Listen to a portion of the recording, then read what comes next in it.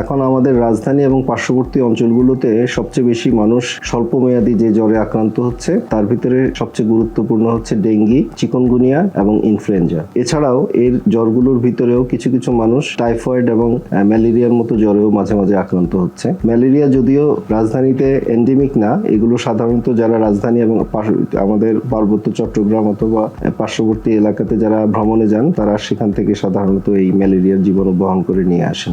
Dengue এবং চিকনগুনিয়ার মতো জ্বরে প্রথম দিকেই দেখা যায় যে মানুষের জ্বরের মাত্রা অনেক বেশি থাকে, 102-3 ডিগ্রি এরকম জ্বর হতে পারে। কিন্তু টাইফয়েডের মতো জ্বরে সাধারণত দেখা যায় যে জ্বর ধীরে ধীরে বাড়তে থাকে। প্রথম 2-3 দিন 100-101 ডিগ্রি থাকে, আস্তে আস্তে সপ্তাহ গড়াতে গড়াতে মানুষের দেখা যায় যে জ্বরের মাত্রা অনেক বেশি হয়। ডেঙ্গি এবং চিকনগুনিয়াতে জ্বরের সাথে সাধারণত মাথা ব্যথা থাকে, শরীর ব্যথা থাকে এবং নাক থেকে পানি পড়া বা এই জাতীয় লক্ষণগুলো কম থাকে। ইনফ্লুয়েঞ্জা জ্বরের সাথে এটার পার্থক্য হলো ইনফ্লুয়েঞ্জাতে নাক থেকে পানি পড়ে, গলা ব্যথা থাকে, একটু কাশি থাকতে পারে। ডেঙ্গিতে শরীর ব্যথা, মাথা ব্যথার পরিমাণটা বেশি থাকে। ডেঙ্গি জ্বরের কয়েকটা ফেজ থাকে, পর্ব থাকে। আমরা বলি হচ্ছে যে পাইরেমিক বা ফিব্রাইল ফেজ, পরের পর্বটা থাকে হচ্ছে ক্রিটিক্যাল ফেজ। ফিব্রাইল ফেজে সাধারণত মানুষ তীব্র জ্বরে আক্রান্ত হয়, তার সাথে শরীরে একটু ব্যথা থাকে।